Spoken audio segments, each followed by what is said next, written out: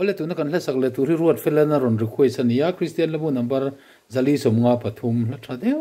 mai nia pusiok liana phua ania middel kan ti khania kan hak rang che kan lalber ti khani he lai chu athae mai ni han social na tur po hom lo tharau lam hla thae mai hi ni to mai ni chang khan le thunun hin cha thim tiang kan nghak reng che kan lalber khovel friend nuaya I buat say salem ko wi o ka ngai to mange khovel friend om na le thing nuaya le mai la mangaya mi song tu chu ka ngai bang thei lo ge van ro pui den thar nuam chu lo ai om to lo na chu o ek ti ke ka chen fe I chatuan dal na ra ek moi nuam dak chu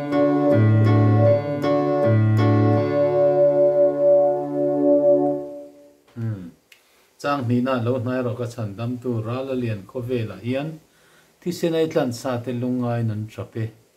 kho ve li fan lai ai thlaphan na kalvari mel ma te an lo kale I ram do tu te chu ti le ni chang ni nei sa le tiang lo nai ro ka chan dam tu ra la lian kho ve la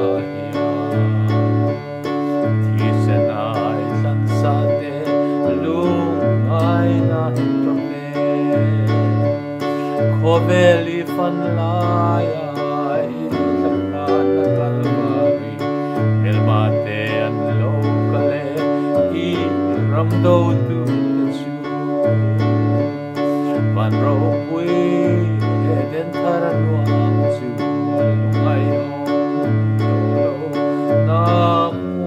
chu O ekti Eka chene vea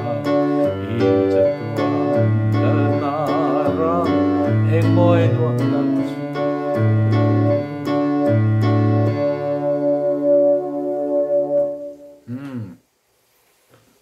athuna na hian abes kal dan hi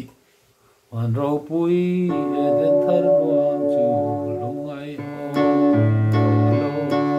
ti la hi an lu ha pa ngai ang hi fa so ti la ti do anh tiếng chỉ ba ngày cả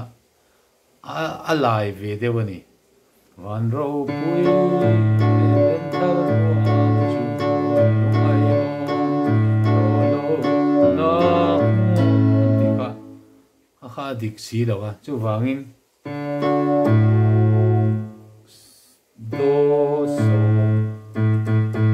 so atlak zo hian fa so anti le khan aram rem the ya van ro pui den thar nuam chu lungai om na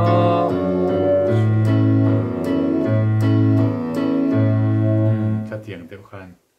aga siam rem ngai lai khan ni ve ni bo ka playboy de ulek thri ni kha lai khan chang thum nai sa le lok lo lo tiang o koya nghe chan nam sayon la ran wa na chu sual ten fai na ma lai tui kan ta ni wa na chu sual dan sa na kul pui chan wan kan wa le tui chan dam fai san moya lo ma an le chu man ro pui den thar nuam chu lungai om tolo na chu o em ti ke ka chen ve I chatuan dal na ra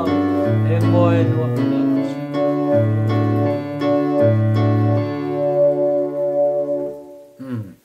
lu to phot mayang